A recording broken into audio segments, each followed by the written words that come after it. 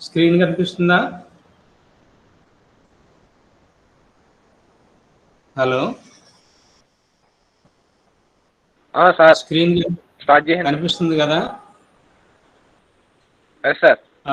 మొన్న క్లాసులో మనం చివరిలో ఒక 3 విషయాలు చెప్పుకున్నాం. ట్రాన్స్పోర్ట్ ఫినామినా, తెలుగులో అభిగమన దృగ్విషయాలు. వాటిలో మొదటిది స్నిగ్ధత లేదా విస్కాసిటీ, రెండవది కండక్షన్ లేదా ఉష్ణవాహనము, మూడవది విసరణ లేదా డిఫ్యూజన్. ఇంతవరకు గుర్తేనా 3? ఓకేనా? గుర్తున్నాయా?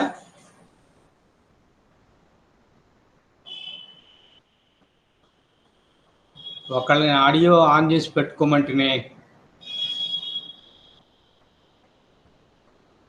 లైన్లో ఉన్నారా?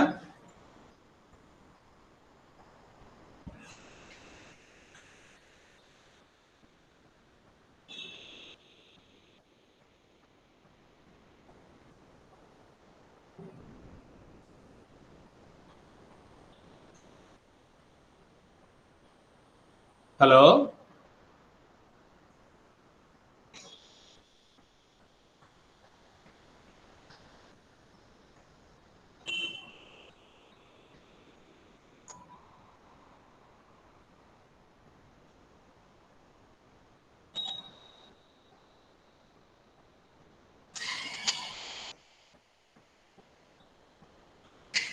మీ దగ్గర నుంచి రెస్పాన్స్ ఏమీ లేదు. కనెక్ట్ అయి ఉన్నారా? కనెక్ట్ అయ్యి ఉన్నది. మరి ఎవరో ఒకరు అని అంటే కదా నాకు తెలిసేది. ఒకళ్ళు ఆన్ చేసి పెట్టుకోమన్నాను ఆడియోని. ఎవరు చేస్తారు చెప్పండి? ఆడియో నువ్వు చేసి పెడతావా? ఈ పద్మకళ నాగిరెడ్డి అని ఉన్నది, అతని పేరేంటో నాకు తెలీదు. అతను ఆన్ చేసి పెట్టుకోరు. ఓకేనా? నువ్వు రెస్పాండ్ అవుతుండు. Okay sir. ఇప్పుడు వాయువులలోకి వచ్చేటప్పటికి స్నిగ్ధత అనేటువంటిది ఎట్లా ఉంటుంది అనేటువంటిది. ఇప్పుడు స్నిగ్ధత విషయం వచ్చేటప్పటికి ప్రవాహులలో ఉంటుందని చెప్పాం. ప్రవాహులు అంటే ఫ్లూయిడ్స్, ప్రవాహం కలిగినటువంటివి. అవి లిక్విడ్స్ అయినా కావచ్చు లేదా గ్యాసెస్ అయినా కావచ్చు. ఇప్పుడు ప్రస్తుతానికి మనం వాయు వ్యవస్థల గురించి లేదా గ్యాసెస్ సిస్టమ్ గురించి మాట్లాడుతున్నాను కాబట్టి నేను ఒక వాయు వ్యవస్థను తీసుకున్నాను. ఈ వాయు వ్యవస్థను తీసుకుంటే ఈ వాయు వ్యవస్థలో రకరకాల పొరలు ఉంటాయి. కింద అడుగు పొర, దానిపైన ఇంకొక పొర, దానిపైన ఇంకొక పొర. అంటే వాయు వ్యవస్థ మొత్తాన్ని కూడా నేను అనేక పొరలుగా తీసుకుంటున్నాను. I am considering the gas as different layers. తీసుకుంటే ఒక పొర మీద ఇంకొక పొర కదులుతూ ఉంటుంది. అడుగు నుంచి పైకి వెళుతున్న కొద్దీ వాయు పొరల యొక్క వేగం క్రమంగా పెరుగుతూ ఉంటుందన్నమాట. ఇప్పుడు మొదటి పొర మీద రెండో పొర ముందుకు వెళ్తుంటే ఈ పైన ఉన్న పొర ఏం చేస్తుందంటే కింద ఉన్న పొరని తన వైపుకు లాగుతుంది. అదే కింద ఉన్న పొర పైన వెళ్తున్నటువంటి పొరని ఏం చేస్తుంది? వెనక్కి లాగుతుంటుంది. అందువల్ల ఈ రెండిటి మధ్య ఘర్షణ మాత్రం కాదు, ఘర్షణ వంటి లేదా ఫ్రిక్షన్ వంటి ఒక బలం పనిచేస్తుంది వాటి యొక్క మోషన్కి వ్యతిరేకంగా. దానిని స్నిగ్ధత లేదా విస్కాసిటీ అని అంటారు. అర్థమైనట్లయినా? విస్కాసిటీ అంటే రెండు వాయు పొరల మధ్య ఉండే పనిచేసే వ్యతిరేక బలం అన్నమాట. ఓకేనా? ఇప్పుడు ఆ, ఈ పొరల మధ్య వేగ ప్రవణత లేదా వెలాసిటీ గ్రేడియంట్ అనేటువంటి ఒక పదం కూడా ఉన్నది. దాని గురించి మనం తెలుసుకోవాలి. ఇప్పుడు చూడండి, నేను 2 పొరలు తీసుకున్నాను. ఇదిగో ఇది ఒక వాయు పొర అనుకోండి. ఇప్పుడు నేను హైలైట్ చేసిన లైనే ఒక వాయు పొర అనుకోండి.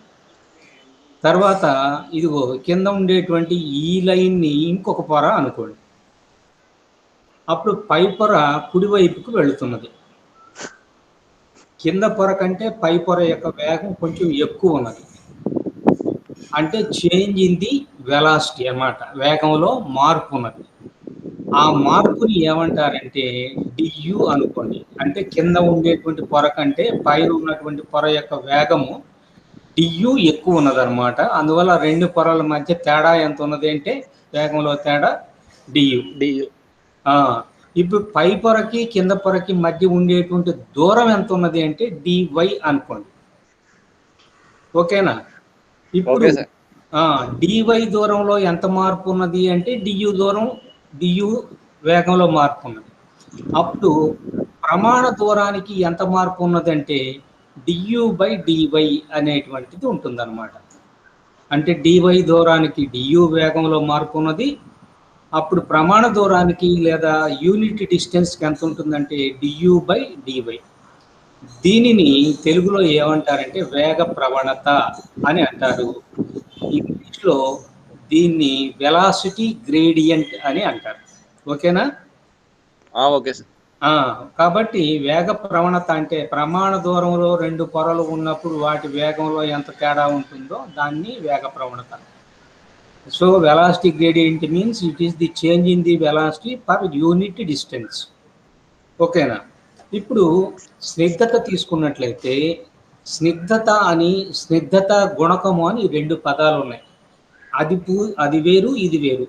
ఇంగ్లీష్లో విస్కాసిటీ అనేటువంటిది ఒకటి, ఇంకోటి కోఎఫిషియంట్ ఆఫ్ విస్కాసిటీ అనేటువంటిది ఒకటి. ఈ స్నిగ్ధత అనేటువంటిది ఏమిటంటే ఆ పొరల మధ్య ఉండేటువంటి బలం, స్నిగ్ధత అనొచ్చు లేదా స్నిగ్ధత బలము అనొచ్చు. కానీ దానిని కొలవడానికి వాడేటువంటి భౌతిక రాశిని స్నిగ్ధతా గుణకము అని అంటారు. కాబట్టి కొలిచేటువంటిది స్నిగ్ధతా గుణకము లేదా కోఎఫిషియంట్ ఆఫ్ విస్కాసిటీ. ఆ లక్షణం మాత్రం ఏమిటి? స్నిగ్ధత లేదా విస్కాసిటీ. ఇప్పుడు 2 పొరల మధ్య స్నిగ్ధత బలం ఎంత పనిచేస్తుంది అనేటువంటిది ఇక్కడ మనం రాయండి. ఈ స్నిగ్ధత బలము లేదా స్నిగ్ధత ఎఫ్ అనేటువంటిది this is directly proportional to DU by dy. ఈ డియు బై డివైకి అనేటువంటి దానికి అనులోమానుపాతంలో ఉంటుంది. ఏది? స్నిగ్ధత బలం అనేటువంటిది. ఇంకొకటి ఏమిటంటే పొరలు ఒకదాని మీద ఒకటి స్పృశిస్తూ కదులుతున్నాయి కదా, కాంటాక్ట్లో కదులుతూ ఉన్నాయి కదా. ఆ స్పృశించేటువంటి విస్తీర్ణం ఎంత ఉన్నదో ఆ విస్తీర్ణాన్ని నేను ఏ అనుకున్నట్లయితే ఆ ఏ మీద కూడా ఆధారపడుతుంది. అంటే F is directly proportional to DU by D Y and F is directly proportional to A. కాబట్టి F is directly proportional to DU by D Y into A అని రాయొచ్చు. ఆర్ ఎఫ్ డైరెక్ట్లీ ప్రపోర్షనల్ తీసేసి ఈక్వేట్ చేసినట్లయితే డైరెక్ట్లీ ప్రపోర్షనల్కి బదులుగా equal వచ్చినట్లయితే ఒక అనుపాత స్థిరాంకం వస్తుంది. అవునా? Proportionality constant. ఆ ప్రపోర్షనాలిటీ కాన్స్టెంట్ని నేను ఈటా అని అంటాను. ఈ ఈటా అనేటువంటిది స్నిగ్ధత గుణకము, కోఎఫిషియంట్ ఆఫ్ విస్కాసిటీ. కాబట్టి స్నిగ్ధత అనేటువంటిది ఏమిటి? ఎఫ్. స్నిగ్ధత అనేటువంటిది బలం. స్నిగ్ధత గుణకం అనేటువంటిది ఏమిటి? ఈటా. ఓకేనా? కాబట్టి ఈ రెండింటి మధ్య ఉండేటువంటి రిలేషన్ ఏమిటంటే F is equal to eta into DU by D Y into A. ఇప్పుడు నేను ప్రమాణ వైశాల్యానికి తీసుకున్నాను అనుకోండి. ప్రమాణ వైశాల్యం అంటే ఏ ఈజ్ ఈక్వల్ టు ఎంత అవుతుంది? 1 అవుతుంది కదా. ప్రమాణ విస్తీర్ణం తీసుకున్నట్లయితే ఏ ఈజ్ ఈక్వల్ టు 1 కనుక అయినట్లయితే అప్పుడు F is equal to eta into DU by dy. ఇదిగో ఈక్వేషన్ 1 చూడండి. ఇది ఎదురుగా ఏం రాసాము? వైశాల్యం ప్రమాణం అయితే అంటే ఏ ఈజ్ ఈక్వల్ టు 1 అయితే అప్పుడు F is equal to eta into DU by DY. ఇది మనం ముందు తెలుసుకోవాలి. దేనికి దేనికి ఉండేటువంటి రిలేషను, స్నిగ్ధత గుణకము ఈటాకి, స్నిగ్ధత బలము ఎఫ్కి. అంతవరకు అర్థమైందా? Yes sir. ఓకే. ఇప్పుడు నేను వాయు వ్యవస్థను తీసుకుంటాను. ఇదిగో చూడండి, ఇక్కడ మీకు ఇది మొత్తం ఒక వాయు వ్యవస్థ అనుకోండి. ఓకేనా? ఏ అక్షాల మధ్య ఉన్నది? ఎక్స్ అక్షానికి వై అక్షానికి మధ్యలో ఏమున్నది? వాయు వ్యవస్థ ఉన్నది. ఇదిగో ఇది ఒక వాయు వ్యవస్థ. ఓకేనా? Okay sir. వాయు వ్యవస్థలో నేను 3 పొరలను తీసుకున్నాను. ఇదిగోండి, ఈ మధ్యలో పొర మీకు క్లియర్గా కనపడటం లేదు. ఇది ఏబి అనేటువంటి ఒక పొర. ఓకేనా? Okay sir. పైన ఇదిగోండి సిడి అనేటువంటి ఇంకొక పొర కనపడుతుంది కదా. Yes sir. తర్వాత కింద ఈఎఫ్ అనేటువంటి ఇంకొక పొర. కాబట్టి మొత్తం ఎన్ని పొరలు తీసుకున్నాను? 3 లేయర్. ఏబి, సిడి, ఈఎఫ్, ఇవి 3 పొరలు. ఇప్పుడు ఏబికి సిడికి మధ్య దూరం ఎంత ఉన్నదంటే లాంబ్డా అనే దూరం ఉన్నది. కనపడుతుంది కదా? కనపడిందా? అట్లనే ఏబికి ఈఎఫ్కి మధ్య కూడా ఎంత దూరం ఉన్నదంటే లాంబ్డా ఉన్నది. లాంబ్డా అంటే ఏమిటో ఐడియా ఉందా? స్వేచ్ఛా పద మధ్యమము. అంటే అక్కడి నుంచి ఇంత దూరం వచ్చేంత వరకు మధ్యలో ఏం జరగవు అంటే వాయు అణువుల మధ్య అభిఘాతాలు జరగవు. అంటే అభిఘాతానికి మధ్య ఉండేటువంటి దూరాన్ని లాంబ్డా, స్వేచ్ఛా పద మధ్యమము, అవునా అని అన్నాం. మీన్ ఫ్రీ పాత్ అని ఇంగ్లీష్లో అన్నాం. తర్వాత చూడండి, ఈ ఏబి పొర ఎంత వేగంతో వెళుతుందంటే ఇదిగో యు అనేటువంటి వేగంతో వెళుతుంది. కనపడింది కదా? ఓకేనా? ఇప్పుడు ఈ పొర కంటే పైన ఉండేటువంటి పొరకి ఇంకొంచెం వేగం ఎక్కువ, ఆ పొర కంటే ఇంకొంచెం పైన ఉండే పొరకి ఇంకొంచెం వేగం, అట్లా పెరుగుతూ వెళుతుంది. ప్రమాణ దూరంలో ఉన్న పొరకి ఎంత వేగం ఎక్కువ ఉంటుంది? ఐడియా ఉందా? ఎంత ఉంటుంది? du/dy. అట్లా లాంబ్డా దూరం కనుక తీసుకున్నట్లయితే అప్పుడు ఎంత ఉంటుంది చెప్పండి? ఇప్పుడు 1 సెంటీమీటర్కు du/dy, 2 సెంటీమీటర్లకి ఎంత తేడా ఉంటుంది చెప్పండి? 2 × du/dy ఉంటుందా లేదా? అట్లనే లాంబ్డా దూరానికి ఎంత తేడా ఉంటుంది?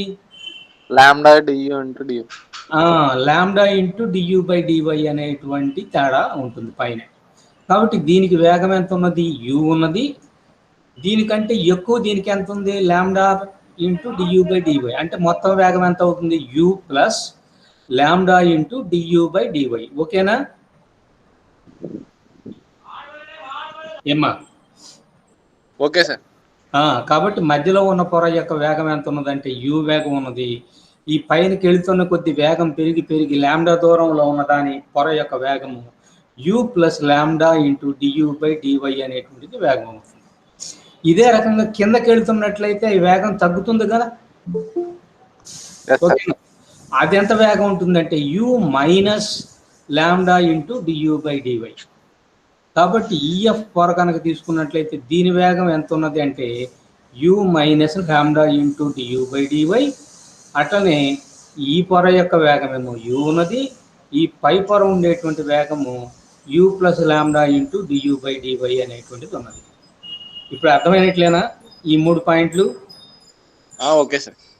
అంటే ఒక్కొక్క పొర యొక్క వేగం ఎంత ఉన్నది, పొరకి మధ్య దూరం ఎంత ఉన్నది అనేటువంటిది.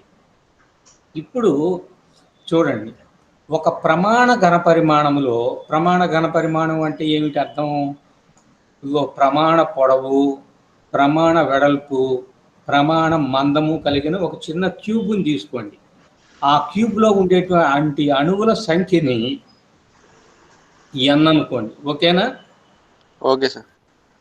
ప్రమాణ ఘనపరిమాణములో ఉండేటువంటి అణువుల సంఖ్య n.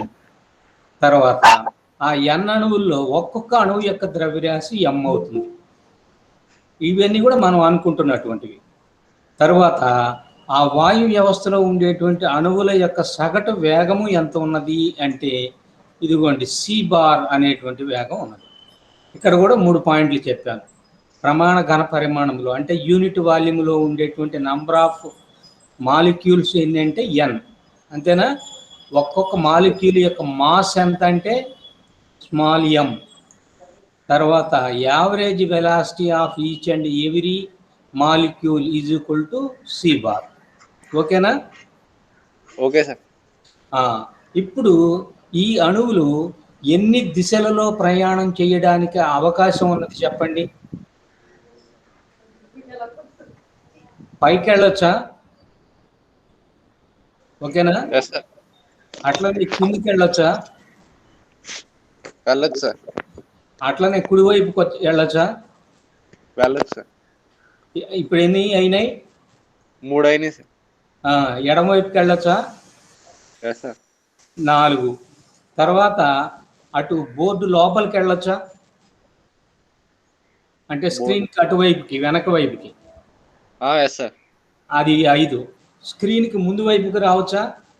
Yes sir. అంటే మొత్తం ఎన్ని దిశలు అవుతాయి? 6 అవుతున్నాయి సార్. ఈ 6 కాకుండా ఇంకా వేరే ఏమైనా దిశలు ఉంటాయా? ఉండవు సార్. ఉండవు.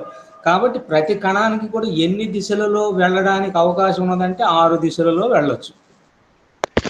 కాబట్టి ఎన్ కణాలు 6 దిశలలో వెళుతున్నప్పుడు ఒక్కొక్క దిశలో ఎన్ని కణాలు వెళ్ళొచ్చు చెప్పండి.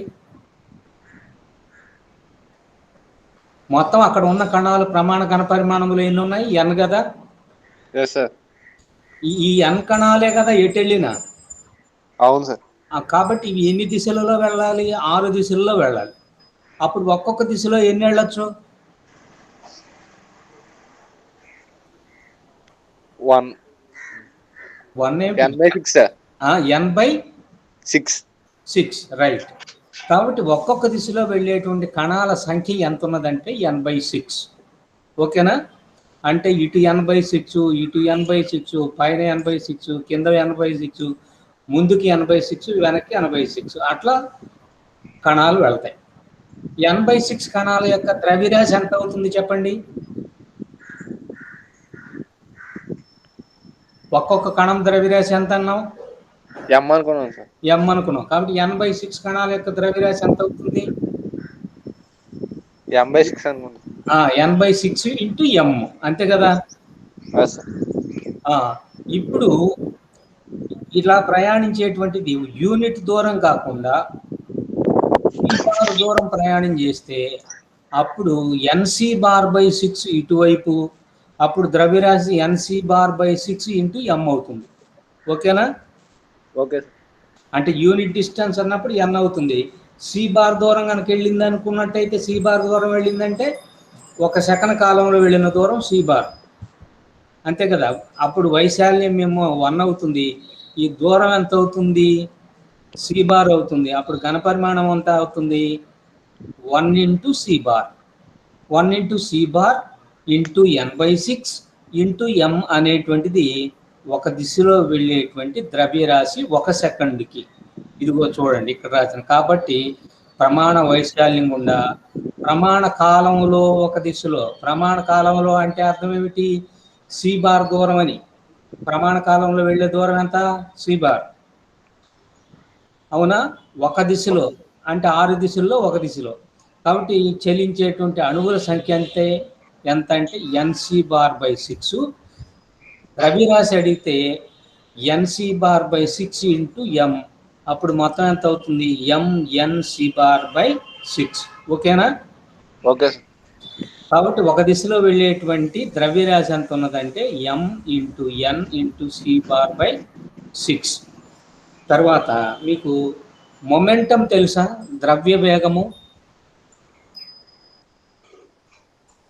తెలిస్తే తెలుసు అని చెప్పండి, లేకపోతే తెలియదని చెప్పండి.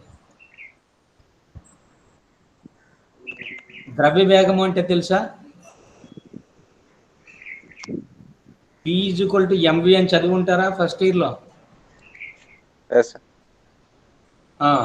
ఇప్పుడు ఎంకు బదులుగా ఎంత వచ్చింది? ఎంఎన్సి బార్ బై 6 అనేది ద్రవ్యరాశి. పై పొర వేగం ఎంత ఉన్నది చెప్పండి? పై పొర వేగం ఎంత ఉన్నది? u plus lambda into dv by dy. D U by D Y. కాబట్టి వేగమేమో U plus lambda into DU by D Y అనేటువంటిదేమో పై పొర వేగము. అక్కడ ఉన్నటువంటి ద్రవ్యరాశి ఎంత ఉంది? M N C bar by 6. అంత ద్రవ్యరాశి కిందకు వస్తున్నట్లయితే అప్పుడు ఆ ద్రవ్యరాశి ఇంటూ వేగం తీసుకుంటే అది ద్రవ్య వేగం అవుతుంది. ఆ ద్రవ్య వేగాన్ని నేను P1 అనుకున్నట్లయితే ఆ P1 విలువ ఇది ఎంత? P1 is equal to MNC bar by 6. ఇదేమో ద్రవ్యరాశి ఇంటూ వేగం ఎంత ఉంది? U plus lambda into DU by D Y. ఓకేనా? Okay sir.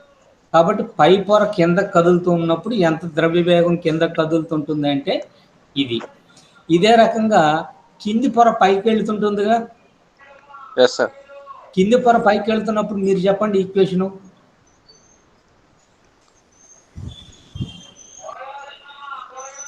ఇక్కడ కూడా కణాలు ఎన్ని ఉంటాయి?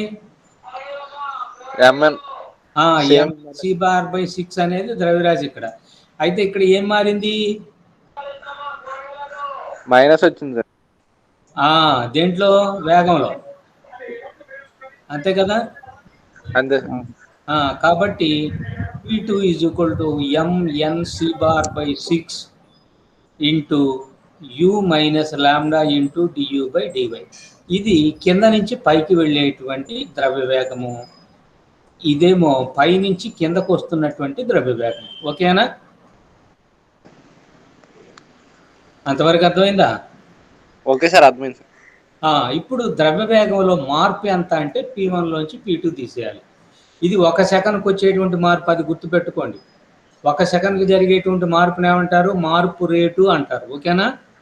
Okay sir. ఇప్పుడు చూడండి, ద్రవ్య వేగంలోని మార్పు రేటుని ఏమంటారు? న్యూటన్ సెకండ్లా గుర్తున్నదా? Yes sir. ఏమిటి Newton second law? F equal to MA అని. F equal to MA. అది ఎక్కడి నుంచి వచ్చింది? ద్రవ్య వేగం ఆపోజిట్ రియాక్షన్.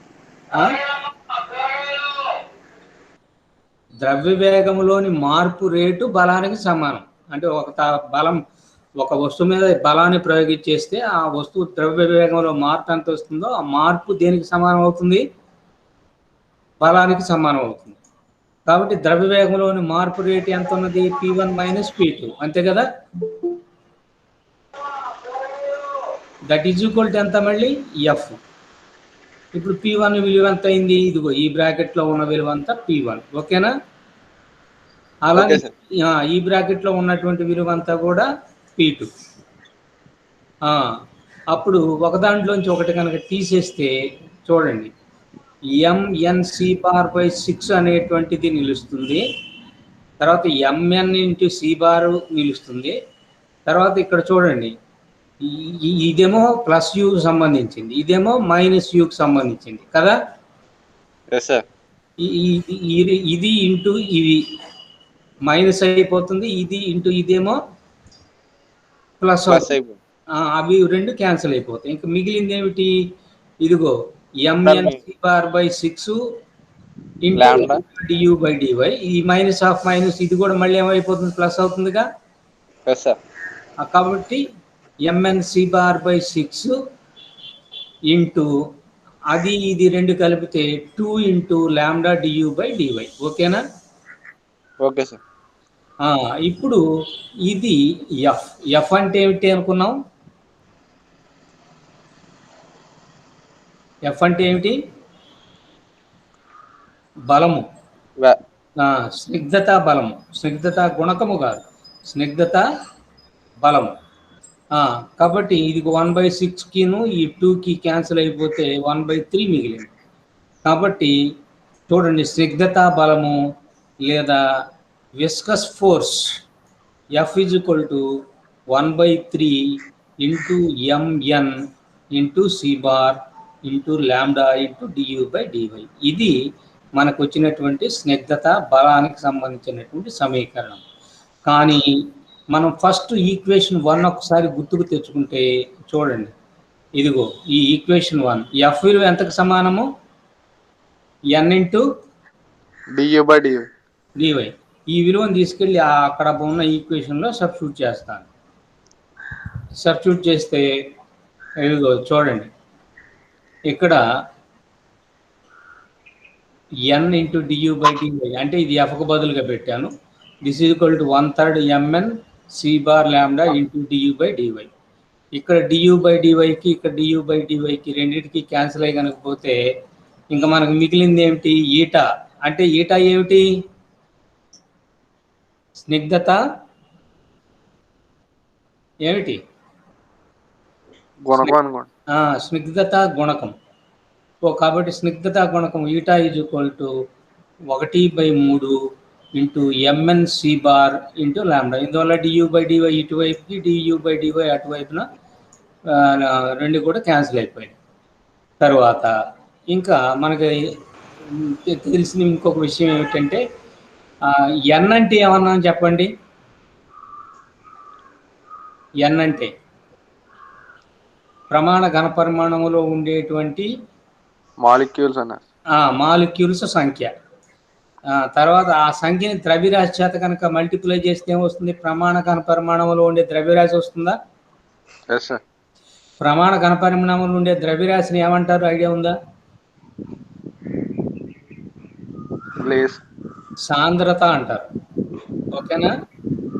ఓకే. దానిని రో చేత సూచిస్తారు. కాబట్టి ఇక్కడ ఎం ఇంటూ ఎన్ అనేటువంటిది వాయువు యొక్క సాంద్రత అవుతుంది. ఆ సాంద్రతను మనం దేని చేత చూపిస్తాము? రో చేత చూపిస్తాము. అప్పుడు ఈక్వేషన్ ఎం ఇంటూ ఎన్కు బదులుగా ఏం రాసుకోవచ్చు? రో రాసుకోవచ్చు. కాబట్టి 1/3 rho into C bar into lambda.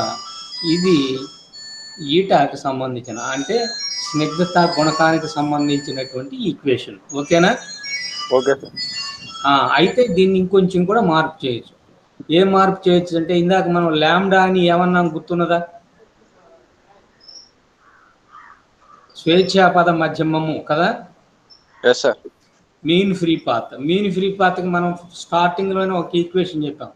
Lambda mean free path is equal to 1/√2 πd²n. 1/√2 πd²n. N అంటే ఇక్కడకు వచ్చిన ప్రమాణ ఘనపరిమాణంలో ఉండేటువంటి కణాల సంఖ్య. డి అంటే ఒక్కొక్క కణం యొక్క వ్యాసార్థము. అది ఎందువల్ల అట్లా? గోళాకారంలో ఉంటుంది కాబట్టి దాన్ని వ్యాసంగా తీసుకుంటాం అన్నమాట. ఇప్పుడు చూడండి, లాంబ్డాకు బదులుగా 1/√2 πd²n వేసుకుంటే ఇది చూడండి, ఇటువైపు ఎన్ మళ్ళీ ఇటువైపు ఎన్, ఇవి రెండు క్యాన్సిల్ అయిపోయినాయి.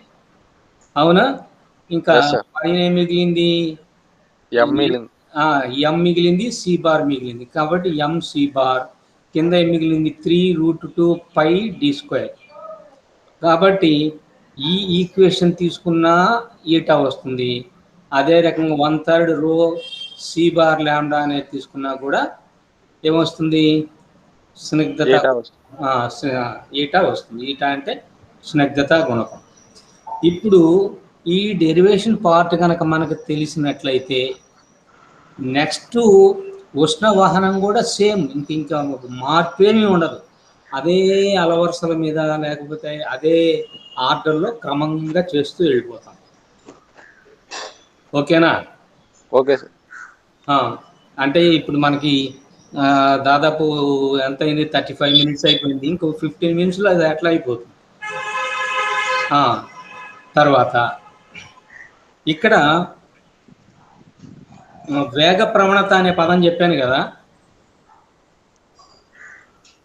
du/dy. అయితే ఉష్ణంలోకి వెళ్ళేటప్పటికి, ఉష్ణ వాహనానికి వచ్చేసేటప్పటికి చూడండి, ఉష్ణోగ్రత ప్రవణత అనే పదం వస్తుంది. అంటే ఇందాక చెప్పినట్టే గుర్తుంచుకోండి. ఇప్పుడు ఈ పై పొరకి ఈ కింది పొరకి మధ్యలో ఉండేటువంటి ఉష్ణోగ్రతలో తేడా డిటి అనుకోండి. ఓకేనా? ఇందాక ఏం తేడా ఉన్నది? వేగంలో పైదానికి కింద దానికి తేడా ఉంది. ఇందాక డియు ఉన్నది కదా, ఎస్ సార్. ఆ డియు ఏమిటి, వేగంలో మార్పేనా కదా? వేగంలో మార్పు సార్. ఇప్పుడేంటి, ఉష్ణోగ్రతలో మార్పు. కాబట్టి ఈ పై పొరకి ఇక్కడ కింద ఉండేటువంటి కింద పొరకి ఈ రెండింటి ఉష్ణోగ్రతలో తేడా ఎంత ఉందంటే టీటీ తేడా ఉంది. ఓకేనా? Okay sir. దానికి దీనికి మధ్య దూరం ఎంత ఉన్నది, డివై. ఓకేనా? Okay sir. డివై దూరానికి ఉష్ణోగ్రతలో మార్పు డిటి ఉంటే ప్రమాణ దూరానికి ఉష్ణోగ్రతలో మార్పు ఎంత ఉంటుంది, ఎంత ఉంటుంది? DT by DY. ఇందాక వేగంలో వచ్చేటువంటిది కాబట్టి దాన్ని వేగ ప్రవణత అన్నారు. ఇప్పుడు ఇది ఉష్ణోగ్రతలో వచ్చేటువంటి తేడాకు సంబంధించింది కాబట్టి దీన్ని ఏమనాలి, ఉష్ణోగ్రత ప్రవణత. ఉష్ణోగ్రత ప్రవణత ఇంగ్లీష్లో దీన్ని ఏమంటారంటే టెంపరేచర్ గ్రేడియంట్. అవునా? టెంపరేచర్ గ్రేడియంట్ ఉన్నప్పుడు ఏం జరుగుతుందంటే ఎక్కువ వేడి ఉన్న చోట నుంచి తక్కువ వేడి ఉన్న చోటుకు వస్తాయా లేదా ఉష్ణం? అట్లా వస్తుందే. ఆ వచ్చినటువంటి ఉష్ణరాశిని నేను క్యూ అనుకుంటే, అవునా, Q is directly proportional to DT by DY. అంటే ఉష్ణోగ్రత ప్రవణక అనులోమానుపాతం. అవునా? తర్వాత విస్తీర్ణము లేదా వైశాల్యము అనేటువంటి దానికి కూడా అనులోమానుపాతం. తర్వాత టీ అంటే ఎక్కువ కాలం ప్రయాణం చేస్తే ఎక్కువ ఉష్ణం వస్తుంది, తక్కువ కాలం ప్రయాణం చేస్తే తక్కువ ఉష్ణం వస్తుంది. అవునా? కాబట్టి Q is directly proportional to DT by D A D Y into A into T. అప్పుడు Q is equal to directly proportionality తీసేసి ఈక్వల్ టు పెడితే ఒక అనుపాత స్థిరాంకము కే. ఓకేనా? ఓకే. ఆ K into DT by D Y into A into T. అంతవరకు అర్థమైందా? ఇప్పుడు క్యూ ఏమిటి, కే ఏమిటంటే కే అనేటువంటిది ఉష్ణ వహన గుణకము. ఇందాక ఈటా లాంటిది స్నిగ్ధత గుణకం ఎట్లయిందో ఇది ఉష్ణ వహన గుణకము. ఇదేమిటి, క్యూ అనేటువంటిది ఉష్ణ రాశి, ఒక చోట నుంచి ఇంకో చోటకు వెళ్ళేటువంటి ఉష్ణ రాశి ఇది. ఇదేమో ఉష్ణవాహన గుణకము. ఓకేనా? ఇప్పుడు ప్రమాణ విస్తీర్ణము ప్రమాణ కాలం తీసుకుంటే ఏ ఈజ్ ఈక్వల్ టు 1 అయిపోతుంది, టీ ఈజ్ ఈక్వల్ టు 1 అయిపోతుంది. అంతవరకు అర్థమైందా? అప్పుడు క్యూ ఈజ్ ఈక్వల్ టు ఎంత అవుతుంది చెప్పండి? K into DT by D Y అవుతుంది. అవును. ఇప్పుడు Q is equal to K into DT by DY. ఇందాక ఇట్లాంటి ఈక్వేషన్ ఒకటి వచ్చిందా మనకి పైన? Eta into DU by D Y అవుతుంది. F is equal to eta into DU by D Y వచ్చింది. ఇప్పుడు Q is equal to K into DT by D Y అదేలాగా ఉన్నది కదా ఇది కూడా. అయితే ఇప్పుడు చూడండి, డెరివేషన్ పార్ట్కి వెళ్తున్నాను. ఇదిగోండి, ఇది ఎక్స్ అక్షం కనపడుతుంది కదా, ఇది వై అక్షం. ఎక్స్ అక్షానికి వై అక్షానికి మధ్యలో ఏముంది, వాయు వ్యవస్థ ఉంది. ఈ వాయు వ్యవస్థలో ఇందాక ఎన్ని పొరలు తీసుకున్నాం? 3 లేయర్స్. 3 లేయర్స్. ఇప్పుడు కూడా 3 లేయర్స్. ఇదిగోండి ఏబి అనే లేయర్. దీని ఉష్ణోగ్రత ఎంత ఉందో చూడండి. టీ ఉంది సార్. టీ ఉన్నది. దీనికి పైన లాంబ్డా దూరంలో ఒక పొర, ఆ పొర పేరేంటి? Hot layer. పేరేముంది? సిడి. ఇప్పుడు దీని యొక్క ఉష్ణోగ్రత ఎంత ఉంటుంది చెప్పండి? T plus lambda into DT by D Y. D Y. ఇందాక ఏమిటి, U plus lambda into DU by DY. ఇందాక యు స్థానంలో ఇప్పుడు ఏమొచ్చింది? టీ వచ్చింది సార్. టీ వచ్చింది. ఓకేనా? ఓకే. అట్లనే కిందకు ఉండేటువంటి ఇంకొక పొర, ఆ పొర కూడా ఎంత దూరంలో ఉన్నది? T minus lambda into DT by DY. అది కాదు, దూరం ఎంత దూరంలో ఉంది? ఏబి నుంచి ఎంత దూరంలో ఉన్నది? లాంబ్డా. లాంబ్డా దూరంలో ఉన్నది. ఇది దీని ఉష్ణోగ్రత ఎంత ఉన్నదంటే T minus lambda into DT by DY. అవునా? అంతవరకు అర్థమైందా? పైది అట్లుందో కిందది కూడా అట్లే ఉంది. ఇక్కడ కూడా ఇప్పుడు పై పొర నుంచి కిందకి పొరకి అణువులు వస్తాయి, కింద నుంచి పైకి కూడా ఏమొస్తాయి, అణువులు వెళ్తుంటాయి కదా. ఇప్పుడు పైనుంచి కిందకి అణువులు వస్తే కింద సాంద్రత ఎక్కువైపోయేటప్పటికి కింద నుండేటువంటి పొరలు ఏమైపోతాయి? పైకి వెళ్ళిపోతాయి.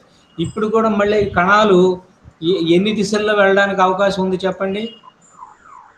6 దిశ. కాబట్టి ప్రమాణ కణపరంలో n కణాలు కనుక్కున్నట్లయితే ఒక్కొక్క దిశలో ఎన్ని కణాలు వెళ్తాయి? n/6. n/6. ఇదిగో అవే సేమ్, ఇంకేం లేదు చూడండి. అవునా? 6 దిశల్లో వేగాంశాలు ఉంటాయి. కాబట్టి ఎన్ని కణాలు ఒక్కొక్క దిశలో వెళ్తాయంటే n × c/6. ప్రమాణ కాలం తీసుకుంటున్నాం కాబట్టి c బార్ అనేటువంటిది ప్రమాణ కాలంలో ఉండేటువంటి దూరం. ఓకేనా? Okay sir. కాబట్టి ప్రమాణ కాలంలో ప్రమాణ వైశాల్యం గుండా వెళ్ళేటువంటి ద్రవ్యరాశి ఎంత అవుతుంది అంటే mnc/6. ఓకేనా? Okay sir. ఇక్కడ స్మాల్ m అనేటువంటిది దేనికి సమానం? కణము యొక్క ద్రవ్యరాశి. ఓకేనా? Okay sir. ఇందాక ఏం తీసుకున్నాం అంటే p తీసుకున్నాం. p = ఏమని చెప్పాము? Mass into velocity. ఓకేనా? Okay sir. కానీ ఇప్పుడు మాస్ కాదు తీసుకోవాల్సింది, ఒక చోట నుంచి ఒక చోటకి ఎంత ఉష్ణం వెళుతుంది అనేది. ఓకేనా? Okay sir. ఆ ఉష్ణాన్ని ఏ అక్షరం చేత సూచించాం? Q sir. Q చేత. కాబట్టి Q = mst అనేటువంటిది ఒక ఫార్ములా. అక్కడ p = m ఇంటూ వెలాసిటీ ఎట్లయిందో, మాస్ ఇంటూ వెలాసిటీ ఎట్లయిందో, ఇక్కడ Q = mst. ఈ m ఏమిటంటే మాసు, s అంటే ఏమిటంటే స్పెసిఫిక్ హీటు లేదా విశిష్టోష్ణము, T అంటే ఏమిటంటే టెంపరేచర్. T అంటే ఏమిటి?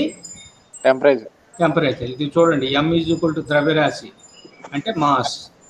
మాస్ అంటే మొత్తం అన్నమాట.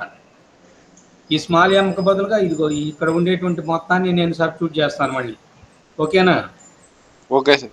అక్కడ స్మాల్ ఎం, ఇక్కడ స్మాల్ ఎం వచ్చింది అనుకోకండి, ఇది జనరల్ ఈక్వేషన్. అవునా? ఒకవేళ కన్ఫ్యూజన్ ఉన్నది అనుకున్నట్లయితే క్యాపిటల్ M పెట్టేసుకోండి, ఇబ్బంది లేదు. క్యాపిటల్ M = mnc/6 అవుతుంది అనమాట.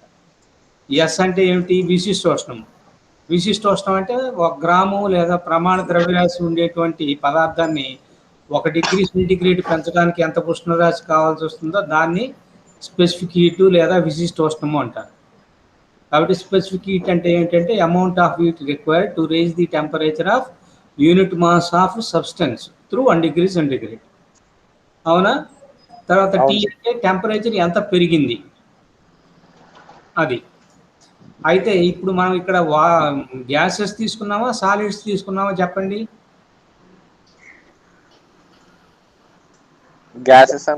గ్యాసే కదా. కాబట్టి గ్యాసులకు వచ్చేటప్పటికి ఏమైపోతాయంటే విశిష్టోష్ణం మళ్ళీ 2 రకాలుగా ఉంటుంది. ఏమిటి? Specific heat at constant volume అని ఒకటి, specific heat at constant pressure అనేటువంటిది ఒకటి. ఇక్కడ పాత్రను ఒకదాన్ని తీసుకున్నాం కాబట్టి దాని వాల్యూమ్ కాన్స్టెంట్గా ఉంటుంది. కాబట్టి ఇక్కడ specific heat at constant volume, స్థిర ఘన పరిమాణము వద్ద వాయు విశిష్టోష్ణము అనేటువంటి దాన్ని ఎస్కు బదులుగా తీసుకుంటాం. దాన్ని మనం దేని చేత చూపిస్తామంటే C V. C for specific heat at constant volume, that is represented with suffix V. ఓకేనా? Okay sir. అప్పుడు క్యూని మార్చి రాస్తే ఇదిగోండి, ఇది మీది మన క్యాపిటల్ M అనుకోమన్నాం కదా, క్యాపిటల్ M అనుకోండి. ఎస్కు బదులుగా ఏమొచ్చింది? సివి వచ్చింది. ఓకేనా?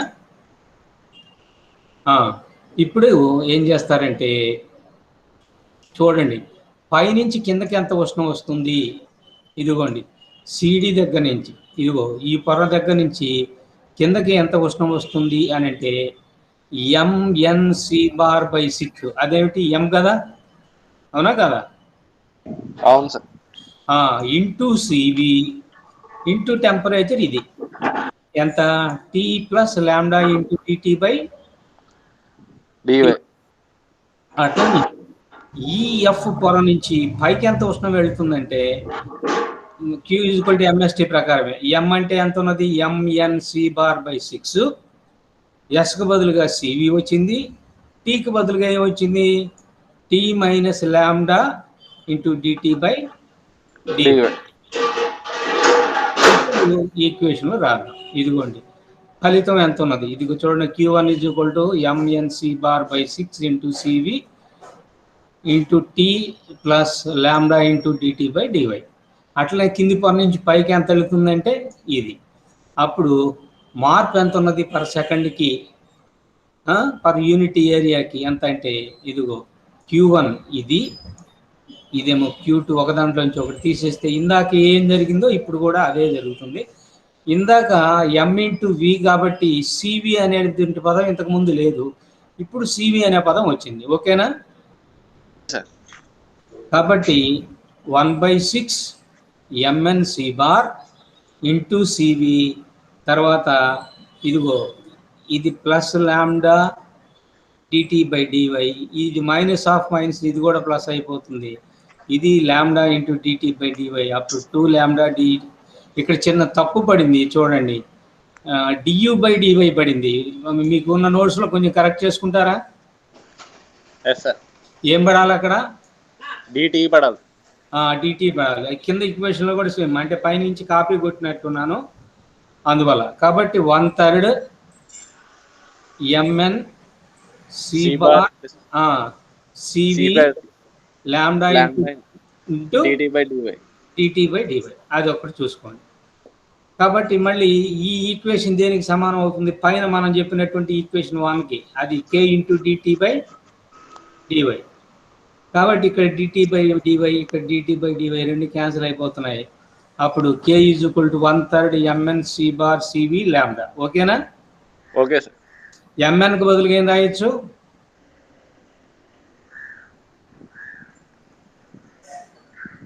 చెప్పండి. ఎం ఇంటూ ఎన్ ఎంత? పైన ఏమని చెప్పాం? డెన్సిటీ, సాంద్రత అని చెప్పాం. రో తీసుకున్నాను.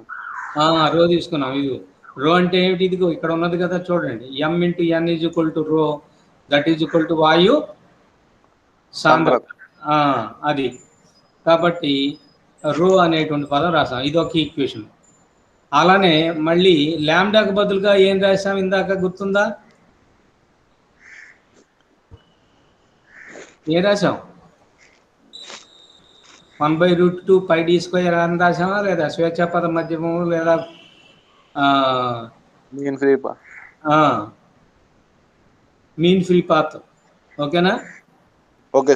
మళ్ళీ అది రాస్తే ఏమైంది? ఇక్కడ ఎన్ క్యాన్సిల్ అయిపోతే MC bar CB by 3√2 πd². అవునా? ఇందాక ఏమొచ్చింది? ఎంసి బార్ బై 3√2 πd² అని వచ్చింది. ఇప్పుడు ఎంసి బార్ ఇంటూ సివి. కాబట్టి పై దానికి కింద దానికి ఏం తేడా ఉన్నది? సివి ఒకటి తేడా ఉంది. కాబట్టి ఉష్ణవహన గుణకంలో సివి అనేటువంటిది ఎక్స్ట్రా వస్తుంది. అవునా? ఇక్కడేమో సివి ఎక్స్ట్రా వస్తుంది, అక్కడేమో సివి తక్కువ వస్తుంది. ఓకేనా? అంతవరకు చాలండి. మరి ఎక్కువైపోతే బొరవేడి ఎక్కిపోతుంది.